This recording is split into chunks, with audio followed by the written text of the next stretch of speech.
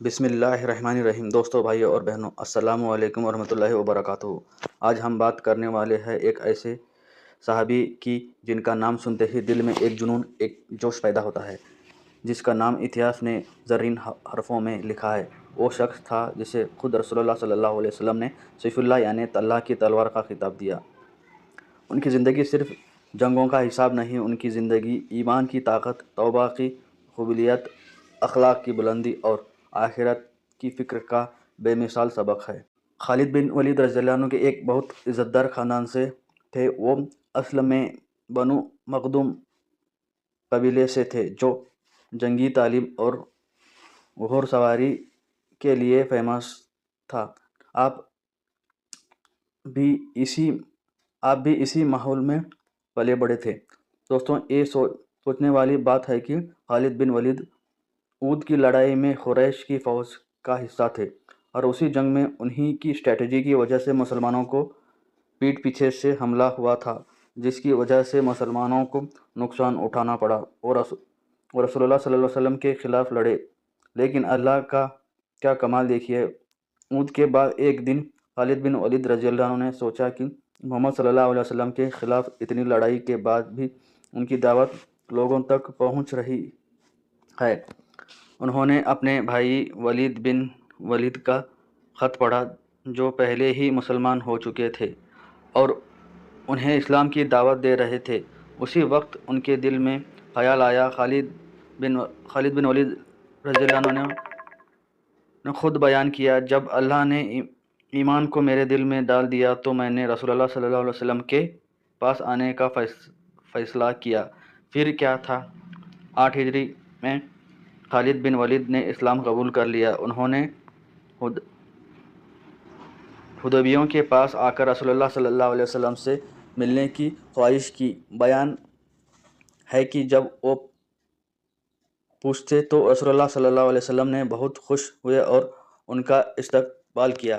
خالد بن ولید رضی اللہ عنہ نے اپنے بے ایمانی اور پاسٹ فیصلوں کے لیے معافی مانگی۔ رسول اللہ صلی اللہ علیہ وسلم نے فرمایا کہ اللہ ایسی ہدایت دیتا ہے اور ان کی توبہ قبول کی۔ یہی پہلا سبق ملتا ہے، اللہ کی رحمت سے کبھی مایوس نہیں کرنا۔ اللہ کسی کو بھی کبھی بھی ہدایت دے سکتا ہے، آپ کا پاسٹ کچھ بھی ہو۔ اگر آپ دل سے توبہ کرتے ہیں تو اللہ معاف کرنے والا ہے۔ خالد بن ولید رضی اللہ عنہ کی پہلی جنگ تھی اسلام کے لیے۔ اس جنگ میں مسلم کمانڈر شہید ہوئے۔ 3 مسلم کمانڈر شہید ہوئے، زید بن حاریہ، ظفر بن ابی طالب اور عبداللہ بن رواحہ۔ فوج میں خلبل مچ گئی۔ آخر میں کمانڈ خالد بن ولید کو ملی۔ انہوں نے ایسی حکمت اور اسٹریٹجی دکھائی کہ چند ہی مسلم فوج کو گھیرنے والی رومن فوج سے بچا کر نکال لائے۔ وہ رات میں اپنی فوج کی پوزیشن بدلتے پیچھے سے آگے لگاتے تاکہ دشمن کو لگے کہ مسلمانوں کو مدد آئی ہے۔ اس اسٹریٹجی کی وجہ سے وہ فوج کو سیف مکہ واپس لے آئے۔ اسی جنگ کے بعد رسول اللہ صلی اللہ علیہ وسلم نے انہیں سیف اللہ یعنی اللہ کی تلوار کا خطاب دیا۔ مکہ فتح۔ جب رسول اللہ صلی اللہ علیہ وسلم نے مکہ فتح کیا تو انہوں نے خالد بن ولید کو ایک جھنڈ کا کمانڈر بنایا۔ کچھ لوگوں نے بنا لڑائی ہی سرنڈر کر دیا، لیکن پھر بھی کچھ عاشقوں نے جنگ جاری رکھی، جس کا خالد بن ولید رضی اللہ عنہ نے سختی سے جواب دیا۔ بعد میں رسول اللہ صلی اللہ علیہ وسلم کو اس کی خبر لگی تو آپ صلی اللہ علیہ وسلم نے بہت رنجیت ہوئے اور فرمایا، یا اللہ، میں اسے پاک ہے جو خالد نے کیا۔ پھر رسول اللہ صلی اللہ علیہ وسلم نے مال دیا کر ان لوگوں کو نقصان پورا کیا۔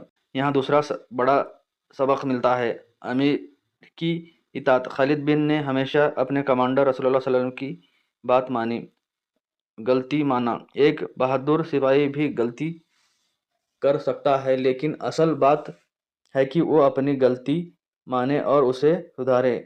حنین کی لڑائی، 8 ہجری۔ اس جنگ میں بھی مسلمانوں کو شروع میں مشکل کا سامنا کرنا پڑا۔ کئی لوگ بھاگنے لگے، لیکن خالد بن ولید نے جیسے بہادر پیچھے ہوئے نہیں، اور وہ کچھ اور صحابہ رسول اللہ صلی اللہ علیہ وسلم کے آس پاس جم کر لڑے اور آخرکار اللہ کی مدد سے فتح ملی۔ تیسری بڑی جنگ۔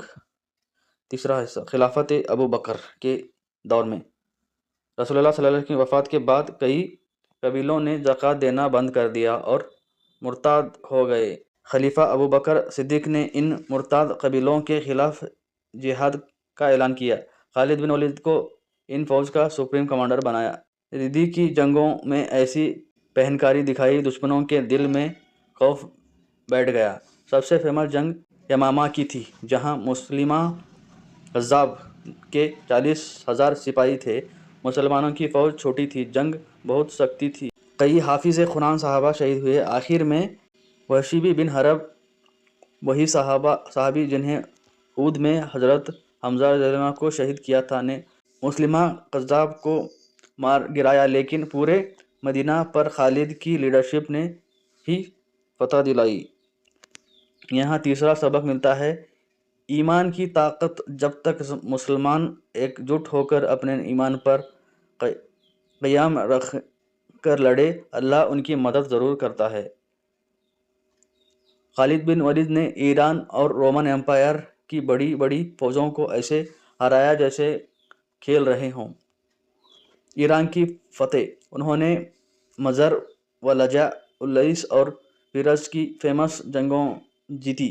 ان کی مزر کی جنگ میں ان کی فوج میں صرف 18,000 سپاہی تھے، جبکہ پرشین فوج میں 50,000 سے زیادہ تھی، پھر بھی اللہ کی مدد سے انہوں نے اسے شکست دی۔ شام کی فتح، خلیفہ ابو بکر نے خالد بن ولید رضی اللہ عنہ کو عراق سے شام بلایا۔ خالد نے اپنی فوج کے ساتھ 6 دن میں ایک بہت خطرناک ریگستان کو پار کیا۔ یہ ایک عجیب کرشمہ تھا، وہ وقت سے پہلے پہنچ گئے اور اجندائن کی جنگ میں رومن کی بڑی فوج کو ہرایا۔ پھر پہل کی جنگ، مرج الدیبج کی جنگ اور آخر میں دمشق کی فتح ہوئی۔ خالد بن ولید کی بہادری کے کئی قصے مشہور ہیں۔ آخری دور کا اور توبہ، خلیفہ عمر بن خطاب کے وقت میں خالد بن کو فوج کی سپریم کمانڈ سے ہٹا کر جنرل بنا دیا گیا۔ کیونکہ خلیفہ عمر چاہتے تھے کہ لوگ یہ نہ کہے کہ خالد نے فتح دلائی، بلکہ یہاں کہے کہ اللہ نے فتح دی، اور خالد بن ولید کا جواب دنیا کے لیے مثال رہے۔ انہوں نے کوئی اعتراض نہیں کیا، نہ غصہ کیا، نہ بڑے پد سے چھوٹے پد پر آنے پر شکایت کی۔ وہ ایک عام سپاہی کی طرح لڑتے رہے۔